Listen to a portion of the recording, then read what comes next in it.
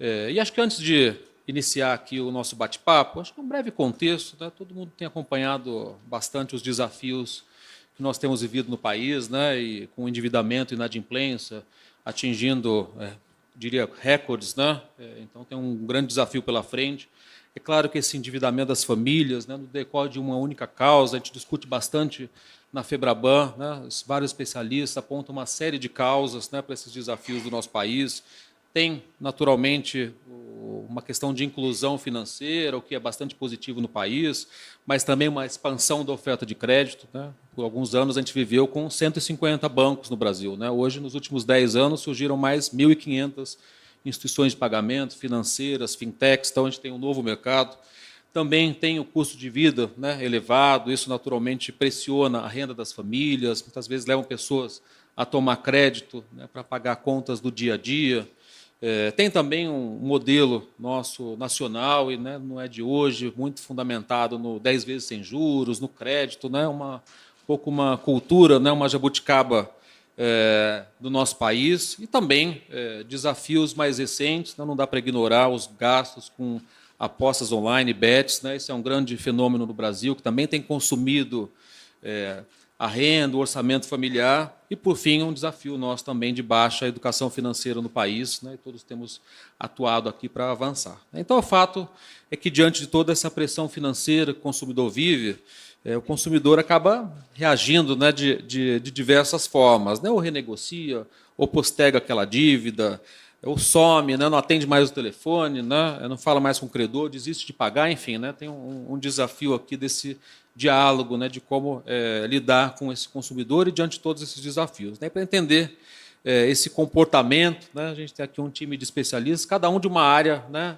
diferente, mas todos que lidam de uma forma bastante direta, né, com o consumidor ou com o cliente inadimplente, né, e aqui discutindo as várias, né, formas de lidar com esse fenômeno. Então, vamos começar aqui com Ladies First, né, começar com a Helena, né, uma pergunta. A gente vai deixar aqui um bate-papo, né, aberto para quem quiser também somar nas perguntas. Mas, Helena, né, qual o sinal, né, quando a gente pensa aqui na jornada do cliente, antecipa que ele vai deixar de pagar antes mesmo de aparecer, né, o atraso no sistema? Né? Quais são os primeiros sinais?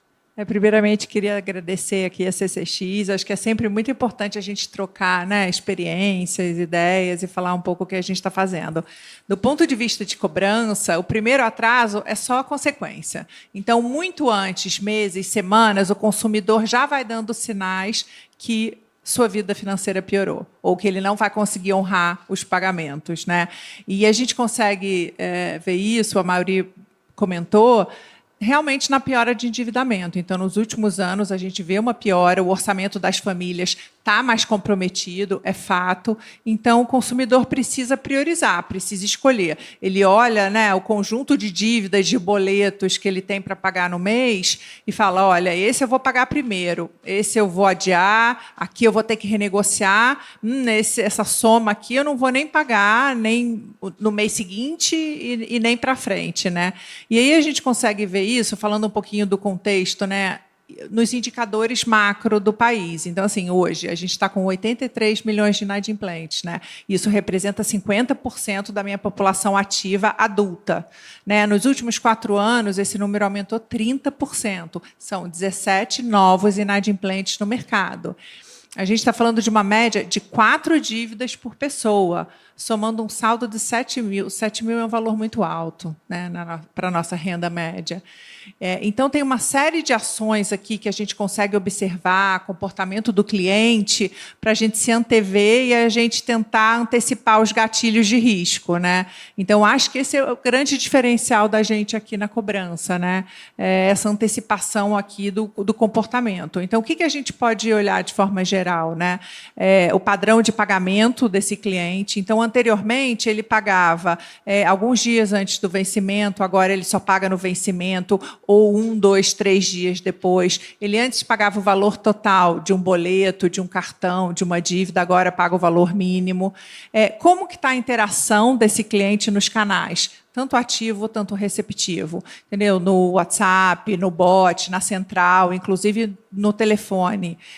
Ele tem respondido meus contatos de preventivo? Não, esse cliente sumiu. Então, esse é um grande termômetro aqui para a gente ir balizando. Outro ponto super importante, como está esse cliente nessa interação de simulação? Ele tem tentado fazer muitas renegociações, ele tem visto os valores dos boletos e aí entra no dia seguinte, faz outra simulação, uma semana depois liga para tentar renegociar, mas não fecha, não efetiva o pagamento ou a própria renegociação. É um alerta super importante. E aí, um dos mais importantes é a utilização do crédito, né? Então, tem aumento de crédito na própria instituição detentora da dívida, e no mercado, ele tem procurado novas linhas de crédito. Outro ponto, ele tem mais de um cartão de crédito, ele tem tentado obter outros cartões, ele tem financiamentos novos. Então, tudo isso somado, dentre outras tantas ações, a gente começa a antecipar esse comportamento e fazer ações mais preventivas e uma jornada mais antecipada, né? Porque, no fundo, a gente fala que o futuro da cobrança começa antes mesmo da cobrança.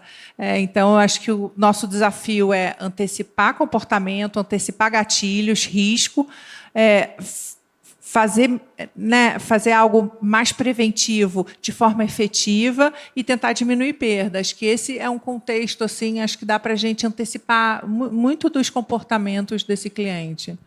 Muito interessante. Queria ouvir um pouco também o Mário, que aí é um outro setor, um setor de medicamentos, né, Mário? Mas nessa mesma linha, né? Como a gente acompanha, né, essa tendência?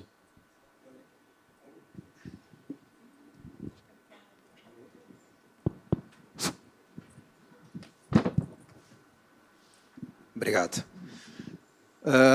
Como a Helena disse, o cliente ele dá sinais, né? O vencimento do boleto normalmente ele é míope, né? Ele não enxerga a inadimplência chegando.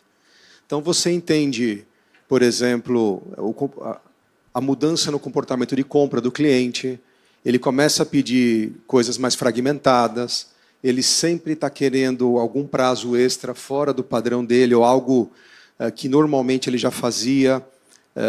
Então, assim, comprava com prazo, sei lá, de 30 dias, ele começa a pedir 15 a mais no mesmo produto que ele sempre comprou, e você sabe, o mercado farma é um mercado mais regulado, então você entende sellout, você entende demanda, então as coisas começam a se conectar. Pegando um pouco da fala da Helena, você tem que ter ali um background tecnológico para poder cruzar esse monte de informação, usar birô positivo, entender se esse cara está pagando os meus concorrentes, né, que também fornecem para ele, para entender como é que está esse perfil. Ele está pagando quem primeiro? Né, a quem mantém ele em pé ou ele está correndo atrás de financiamento bancário, que também é importante, mas que vai concorrer com o meu crédito. Né? Então, são esses tipos de comportamento do nosso cliente. E assim, hoje, a farmácia, que é onde eu atuo principalmente, o cliente dá muitos sinais quando você entra na farmácia. Você sabe se ele mudou o mix de produtos que ele está comprando, se ele deixa aqueles produtos de cauda mais longa e começa a atuar só em pedidos de o pão quente, né, que vai rodar todo dia para gerar fluxo de caixa. Então, esse é o tipo de comportamento que você tem que antecipar. E aí está muito conectado com o time comercial para eles te avisarem, olha, esse cara, não sei, está cheirando ruim. Então, assim, essas coisas ajudam você a conectar e antecipar eventuais inadimplências. Interessante. Uma outra, né, discussão comportamental, né, vai muito na linha de qual momento negociar ou renegociar, né? E, claro, negociar cedo demais tem custo, né? Em que momento, e eu quero ouvir o Bruno, né? Em que momento a gente deve oferecer o desconto, né? Ou se isso vira um estímulo perverso. A gente discute muito, inclusive nos mutirões de repactuação de dívidas, quando a gente pensa em consumidores, né? Se isso vai gerar um estímulo ao não pagamento, né? O que a gente chama de moral hazard, né? Bruno, vi você. Perfeito. Primeiramente, boa tarde a todos e a todas. Prazer estar aqui com vocês. Obrigado, tá, pelo convite. Essa é uma decisão difícil, é uma linha muito tênue, né? Então, a gente tem, ao mesmo tempo, períodos de alavancagem de negócios, né, feirões e mutirões e também programas que são feitos para renegociação, mas, ao mesmo tempo, a gente também vê um pouco do cliente que espera esses momentos para poder renegociar e a gente não tem essa mesma perenicidade, né, durante o ano todo. A gente tem períodos sazonais que tem um aumento muito grande de renegociação e a gente depois passa por um período mais flat. Então, existe sim um viés de que muito estímulo a períodos específicos pode sim trazer esse comportamento de que vou esperar o momento e não vou regularizar isso agora, né? Então, a gente precisa sempre dosar como fazer isso. A questão do desconto, ele também é outro detrator, mas não quando a gente olha para a cobrança e para a recuperação, mas quando a gente olha para o relacionamento com o cliente. Então, via de regra, a gente tem descontos mais agressivos, a gente tem ofertas com pisos menores quando a gente já não enxerga mais o relacionamento comercial com aquele cliente e você está buscando recuperar o capital. Então, quando você tem ainda aquele cliente como um cliente negocial, você vai sempre buscar fazer uma renegociação que encaixe na capacidade dele, mas que não traga um detrator para a sua relação com ele depois. Então, eu acho que esse é muito o ponto do desconto, até onde a gente vai, né, até onde vai as nossas ações de cobrança. E aí eu acho que a gente está muito focado parte do tempo no financeiro, né, valores a recuperar, mas eu acho que a gente tem passado por uma mudança muito grande de cultura nesse nosso segmento, que é olhar também para a educação financeira. A Helena trouxe aqui bastante dados do volume de inadimplência que a gente tem hoje no país, né? Então, teoricamente, para mim, seria bom. Só que chega num momento que a oferta é tão grande, mas que você não consegue ter pagamento do outro lado, porque o devedor, que aí é o mesmo de todo mundo, ele não tem fluxo de caixa, ele não tem sobra no orçamento, né? Uma pessoa física geralmente tem uma principalidade de alguma instituição, algum lugar de crédito. Quando começa a ter vários, e aí são os sinais, né, é porque aquela pessoa não está mais com condições de pagamento. E aí tudo isso pode, sim, trazer esse ambiente, né, com um viés de que realmente pode ser prejudicial esse estímulo muito grande. Então tem que ter um equilíbrio aí no mercado. O Bruno, nessa linha, né, enfim, aquele cliente que está adimplente ainda, né, mas já se observa, né, muito no que a Helena comentou, já observa aquela tendência à inadimplência, né? Qual é o desafio, né? Tem proposta para esses casos, né? É sempre uma discussão grande, né? Eu acho que esse é o maior desafio, tá? De novo, o financeiro, é a experiência. Então, o cliente está me pagando naquelas condições pré-acordadas, ele está tendo alguma dificuldade, mas está me pagando. Faz sentido eu já abordá-lo para poder trazer uma outra condição que vai me trazer um financeiro, um spread menor? E aí entra na questão exatamente do relacionamento. Então, para não gerar exatamente essa sensação de que é melhor eu não pagar para ter melhores condições, a gente precisa encontrar também a forma do cliente que está ali buscando, tentando se manter adimplente, da gente não penalizá-lo por ele ser um bom pagador. Bacana. A gente sempre discute na Febraban, já chegou há anos a organizar, em nome dos bancos, 220 mutirões de negociação de dívidas, em conjunto com o Procons, né? E é sempre aquele dilema, os órgãos nos procuram, falam, bom, vocês, né, nos ajudam a organizar esse feirão de repactuação, fica num dilema, poxa, mas 220, né? Agora a gente reduziu bastante, mas é sempre um dilema, né? Mas também não olhar para o desafio, não olhar, né, em como o setor pode auxiliar essa transição, né? Essa passagem também é um bom desafio, né? Mas Bruno levantou um ponto interessante que eu quero agora ouvir, né? O Marcelo, que é um pouco aqui daquele consumidor que renegocia hoje, né? Ele é o mesmo que vai, né, confiar na marca amanhã, enfim, né? Faz sentido aqui, né, ter essa relação sustentável com o cliente e manter, né, a fidelidade desse cliente, ou ele ele desaparece, né? Ele busca outra empresa, outro parceiro? Boa tarde, né? Horário ingrato do almoço, mas acho que o assunto é interessante. Pegando um pouco do gancho do que a Helena comentou, né?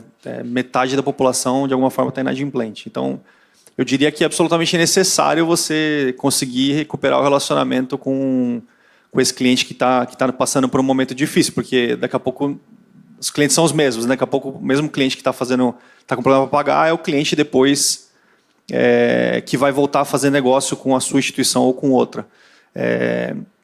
O que eu tenho visto, né, aí com o prisma do prestador de serviço, do atendimento e cobrança, né, é que isso tem, de fato, se tornado uma realidade até para as instituições que nos contratam, né? Acho que quando você volta um pouco para trás, as áreas de cobrança eram completamente desconectadas do dia a dia do atendimento, né, de tratar aquele cliente ainda assim como cliente. Então, ele tinha a meta de cobrar e ponto. O que a gente tem visto é que isso tem, na medida do possível, assim, mudado de forma bem relevante. Então, hoje, algumas instituições, inclusive, priorizam, em alguns casos, o relacionamento em frente de um indicador mais robusto de cobrança. Naturalmente que isso, em algum momento, vai cobrar um preço, né? A dívida vai rolando, isso cobra um preço na frente, mas eu entendo que essa é uma discussão que é absolutamente necessária para a nossa realidade de país. As pessoas em dívida, elas vão daqui a pouco voltar a consumir, então elas precisam de alguma forma se sentirem bem tratadas. E eu acho que a jornada da cobrança é o que vai dizer para aquele cliente se ele vai querer voltar ou não fazer relacionamento com aquela marca. Se no momento difícil, a dificuldade dele, a marca tratá-lo mal, naturalmente que esse cliente muito provavelmente vai procurar outra opção, né, para poder atender as necessidades futuras dele de negócio, né? A gente tem, antigamente, quando tinha menos opções, acho que limitava muito, né, para onde o cliente ia. Acho que hoje os clientes têm muitas opções de instituições para escolher. Então, acho que por isso que essa visão até mesmo das instituições de que tem que ter um bom relacionamento com o cliente, mesmo ele estando inadimplente, tem se tornado cada vez mais relevante no dia a dia. E a gente percebe isso como contratado pelas instituições para cobrar, que em alguns momentos o foco, de fato, tem sido não só de cobrar, mas de atender bem, indicadores de qualidade, coisas que alguns anos atrás não eram tão relevantes, né? O objetivo era cobrar e ponto. Hoje o objetivo é cobrar com um grau de qualidade, não incomodar tanto o cliente, respeitar um volume máximo de interações com aquele cliente. Então, tudo está caminhando para ter uma cobrança cada vez mais humanizada, mais personalizada também. Acho que aí a experiência desse cliente também, para você escalar isso, você tem que usar cada vez mais as informações, os dados. A mesma cobrança que eu faço para a Helena, não é que eu faço para o Bruno. Acho que isso a gente tem percebido muito como prestador, que cada vez mais as instituições têm se profissionalizado para que a gente torne a cobrança também uma parte da experiência do cliente, uma primeira parte, e depois ele volte a ter relação comercial com aquele banco. Não, só complementar rápido aqui, mas assim, é muito o que você falou, né? Recuperar crédito e preservar a imagem, a reputação, a marca caminham totalmente lado a lado, né? E recuperar crédito deixou de ser uma métrica só financeira e passou a ser uma ferramenta de gestão da experiência do cliente. Então, é realmente nesse momento de renegociação e de inadimplência, num momento sensível, que a empresa tem que usar isso para fortalecer, para consolidar essa relação, né? Porque, assim, se a gente olha só recuperar crédito, gera um valor enorme no curto prazo, mas você fortalecer marca, reputação, gera muito mais valor ao longo do tempo, no longo prazo, né? Então, acho que é aí que está o diferencial. Acho que essa foi a grande mudança de mindset mesmo do nosso segmento, né? De sair da visão só de recuperar crédito para recuperar cliente também. E aí ter uma jornada mais de experiência do cliente no sentido de trazer a cura, ou seja, como é que eu trago de volta aquele cliente para ele ter a cidadania financeira dele, para ele se reinserir no mercado de crédito, né? Então, acho que não estamos olhando somente para o boleto que ele paga, mas também de poder recuperá-lo para que ele volte, sim, a consumir como um cliente ali do comercial. Então, eu acho que essa foi a grande mudança aí de mindset que a gente passou nos últimos anos, né? Trazer que seja o mesmo com empresas de solução e não simplesmente de cobrança, né?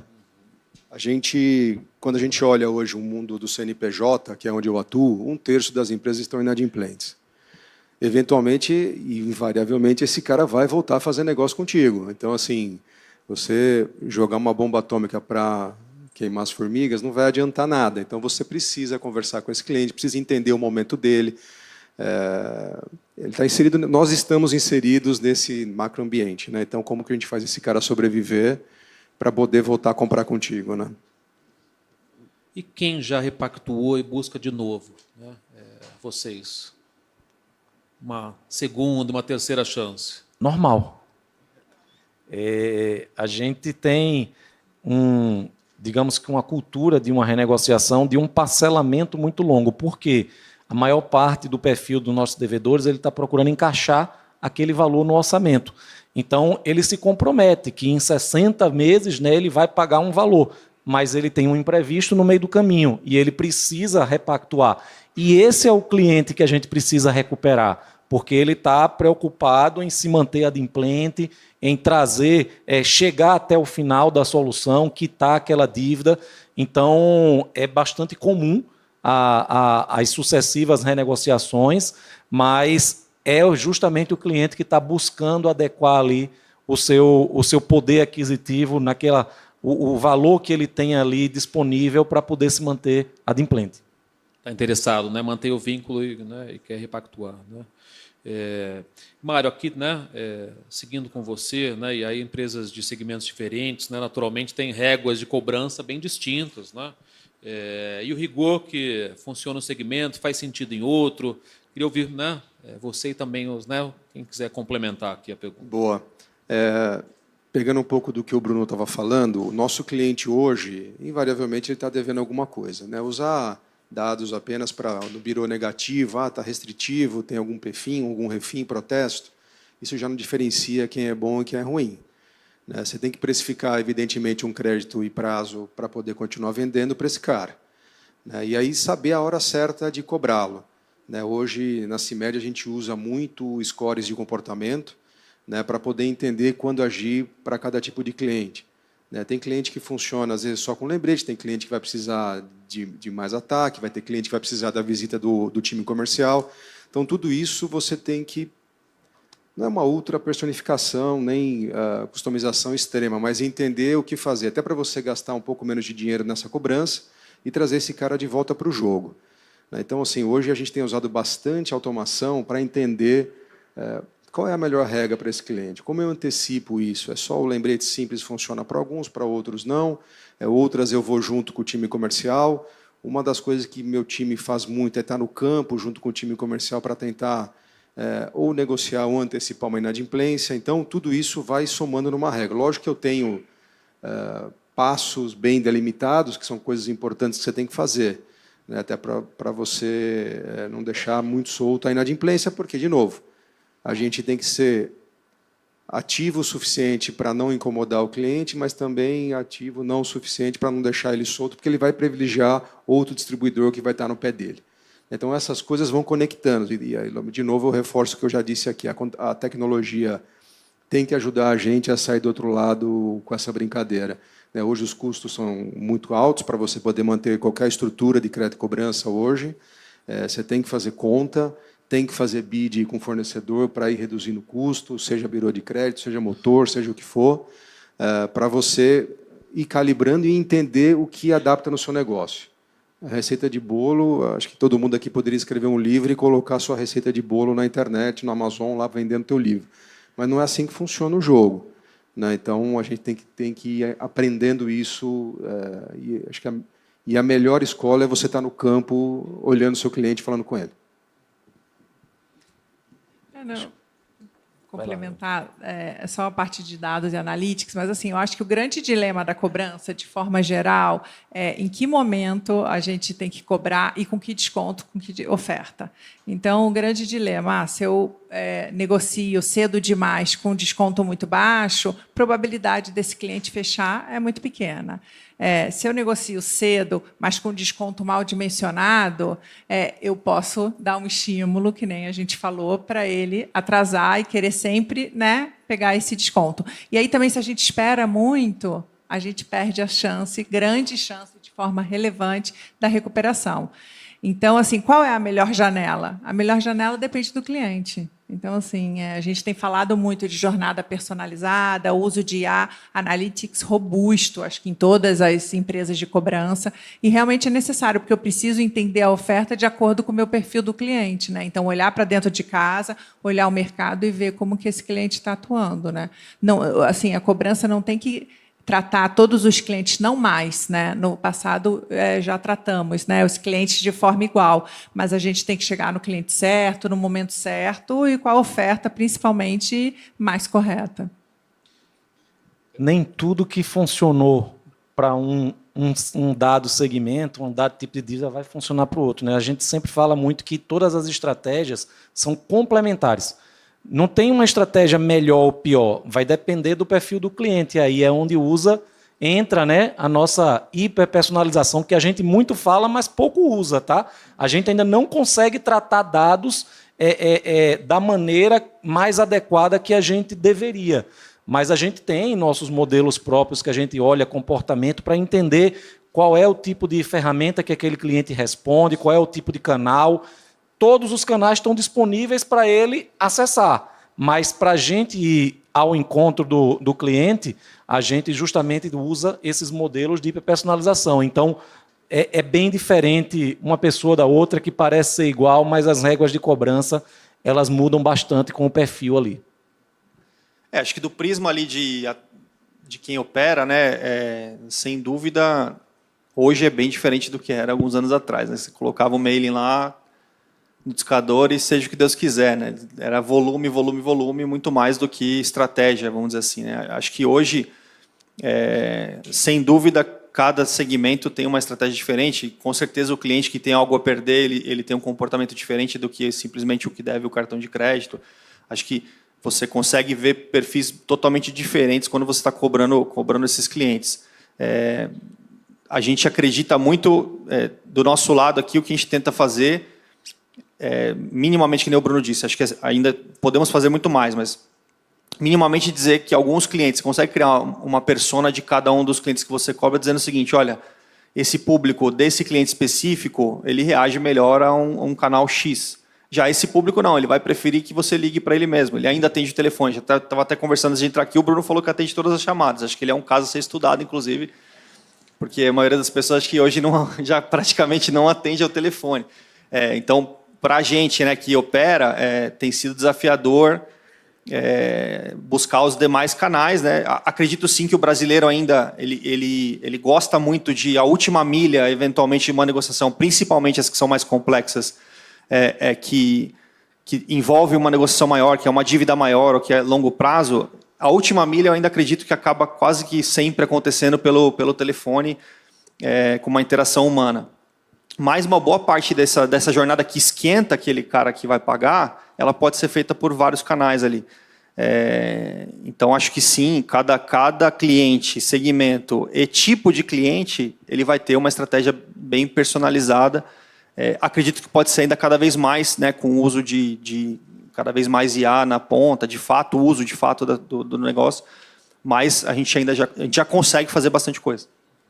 E a gente tem um tempinho ainda, uma pergunta aqui para quem quiser, né, responder. Acho que levantou um ponto interessante aqui, que o sucesso de uma repactuação não é só o valor, mas manter o cliente, ou manter o cliente fora, né, das áreas de cobrança. E a gente tem um desafio imenso, principalmente pensando numa perspectiva do consumidor, se ele tem um orçamento já pressionado, e a gente tem um desafio enorme no país em termos de educação financeira. Né? A gente fez um levantamento há alguns meses na Febraban, 55% dos entrevistados já declaram que não sabem nada ou muito pouco de educação financeira. Então tem um desafio imenso no país. Como, né, enfim, auxiliar esse cliente, né? Porque ele repactua uma dívida, mas ele já tem uma outra, né? E daqui a pouco ele já está inadimplente novamente. Como a gente pode auxiliá-lo? Eu acho que quando a gente fala e a gente falou bastante disso aqui, de um sucesso de uma renegociação, ela passa por essas duas variáveis, né? Tem que ser bom para mim, credor, dono do crédito, eu tenho que ter um valor que remunere toda a minha estrutura e o que eu paguei pelo crédito, mas tem que ser bom também para o cliente, para que ele possa, de fato, chegar até o final daquela negociação. Então, Essa, para mim, é uma renegociação de sucesso. É quando a gente consegue que seja bom para ambos os lados, né? Então, eu acho que é isso que a gente hoje busca muito mais, né, de olhar para a visão do cliente também, aquilo que consegue se adequar. E a gente tem, sim, tentado fazer um trabalho muito forte de educação financeira, né? Eu até brinco que assim, a educação financeira é muito simples, é gastar menos do que ganha. Só isso, né? Só que como é que a gente faz isso na situação que a gente está? Nem todo mundo parte do zero, nem todo mundo nasce. Eu hoje tenho 0 dívida, eu vou escolher o que é que eu vou pagar, onde é que eu vou viver, qual é o aluguel que eu vou pagar. Mas fazer educação financeira com quem já está no meio do caminho e fazer o orçamento se encaixar e saber onde é que eu posso ter brechas, folgas para poder me organizar, de fato a gente percebe uma carência muito grande. Complementando, falando um pouquinho do tipo também de negociação, o que é uma negociação boa para a empresa e cliente, indo na linha do que o Bruno falou, a gente sempre pensa, né, recuperar o máximo valor no curto prazo. A gente pensava isso há pouco tempo atrás. E, na realidade, para a empresa, o ideal é uma renegociação, é uma negociação onde ela maximize, né, o valor da carteira, que ela tenha o máximo retorno e margem sobre essa carteira, sobre esse investimento a longo prazo. E para o cliente, lógico, ter um pagamento sustentável. Então, eu não posso tentar ser muito agressiva e ir de encontro a oferecer, né, um desconto muito baixo e esse cliente aceitar e depois acabar quebrando essa dívida, né? Então, todo mundo sai perdendo. E aí, no fundo, o que a gente quer é que o cliente volte para o mercado de crédito de forma sustentável, mas olhando do ponto de vista da recuperação, né, e da empresa, a gente tem que olhar a VPL da recuperação, a gente tem que olhar a sustentabilidade do negócio, né, a eficiência da minha carteira. Então, indo na linha um pouco do que o Bruno comentou, né? Uma boa negociação tem que ser boa para os dois lados, para o cliente e para a empresa. A empresa, né, tendo o máximo de valor e de retorno sobre o capital e o cliente voltando para o mercado, equalizando sua vida financeira e voltando a consumir de forma sustentável e responsável, né? Que eu acho que vai de encontro à educação financeira, né? Complementando uma coisa que eu acho que é uma provocação importante da educação financeira, o empreendedor, ele é otimista por natureza, né? Por mais que ele sofra todo dia, está apanhando e fazendo o negócio dele virar. Mas, de verdade, às vezes ele não sabe o caminho das coisas. A gente que trabalha com o pequeno varejo farmacêutico, e você pergunta para ele algumas coisas que a gente discutiu aqui, muitas vezes ele não sabe o caminho. Recentemente, agora, com a reforma tributária, a gente foi provocá-los para entender, cara, você sabe que o split payment vai arrebentar seu fluxo de caixa? Mais da metade não tem ideia de como isso vai impactar a vida dele a partir de 2027. Né? Cara, você vai ser tributado na fonte agora, você não vai ter mais o float financeiro que você fazia até o dia 31 de dezembro, ou que faz. 90% do mercado farma, do varejo independente, que são as pequenas lojas, faz alguma antecipação em banco, o seu recebível de cartão. Né? Então, ele está num rolling negativo há muito tempo. Então, eu não sei como é que ele dá o restart na vida dele. Não tem o Thanos aqui para estalar o dedo e sumir metade das dívidas dele. Né? Então, ele precisa realmente, pegando as palavras do Bruno, gastar menos do que ele está ganhando. Mas é um trabalho árduo para ele. Então, eles não sabem, muitas vezes, para onde seguir. E aí, acho que a gente, como empresa, eu que sou de uma associação de crédito também, tentar ajudá-los a sair do outro lado com esse tipo de informação. Acho que é um pouco de como a gente tem que tentar construir. Acho que vai ter um esforço geracional aí grande para que as novas gerações de empreendedores aprendam isso.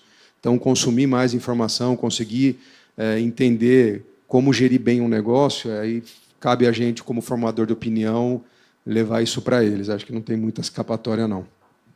Pessoal, nesses últimos minutos, né, 1 minuto para cada um, né, para uma fala final aqui, né, para uma mensagem. Marcelo, começando com você. Acho que a mensagem, de fato, de forma geral, a gente tem que cada vez mais usar os dados, né, para tentar antever, na medida do possível, o comportamento da pessoa que vai vir a ficar em débito. Acho que as instituições, na medida do possível, têm feito isso, né? uma vez que você usou essas informações, é necessário tratar esse cliente cada vez melhor, por mais que ele esteja em uma situação difícil, porque metade das pessoas estão devendo, então essas pessoas vão precisar voltar a se relacionar e ter crédito novamente, então não tem para onde fugir, você não tem um cliente infinito, vamos dizer assim. E, por fim, acho que usar cada vez mais a tecnologia, acho que o Bruno comentou, a gente ainda usa muito pouco, usa uma pequena parte só, para massificar, né, essa personalização da cobrança. Então, acho que essa, para mim, é a mensagem final aqui de como que, eventualmente, a gente sai dessa lógica perversa. Acho que a gente tem que, inclusive, o nosso próprio governo, né, com todas as mecânicas que eles têm hoje, acaba fomentando muito esse superendividamento. Então, acho que nós aqui, como operadores desses negócios, acho que nossa responsabilidade passa um pouco por isso. Bacana. Mário, um minutinho. De novo, agradecer, Amaury, obrigado aí pelo bate-papo, a oportunidade de contribuir aqui com o painel. Eu concordo com o Marcelo, a gente tem que provocar os nossos clientes também para que eles evoluam como negócio, e entender que eles fazem parte de um ecossistema muito mais específico, ele precisa ter mais conhecimento, precisa ir atrás das coisas para poder fazer o negócio dele rodar de uma maneira mais firme. A gente, como agentes de crédito e cobrança, e eu tenho as duas cadeiras hoje na minha função, crédito por crédito, a gente já viu, no painel hoje da Camila pela manhã, onde isso foi parar. O consumo das famílias continua alto, eles participam, os números de serviço mostram que a inflação não deve desacelerar, então, e esse pessoal que tem o CNPJ, com certeza tem o CPF ali também pendurado.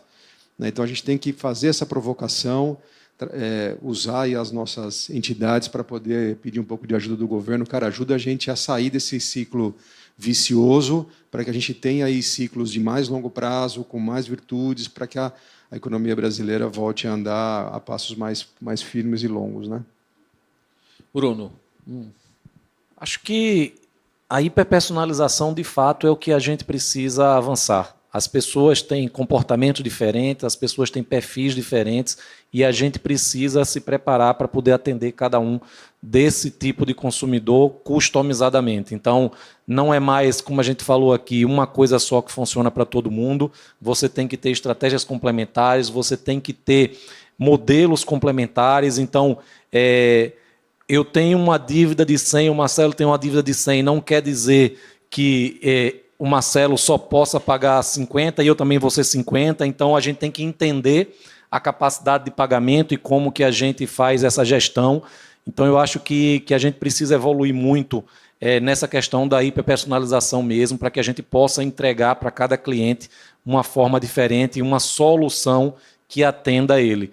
Então as ferramentas, principalmente o digital, tem feito a gente crescer muito na questão de volume, porque permite que a gente tenha uma abordagem muito maior, e possa atuar com menos pessoas. Então, isso ajudou, mas a gente precisa entender o que é que cada cliente precisa, qual é o tipo de assessoria e solução que ele precisa ali naquele momento.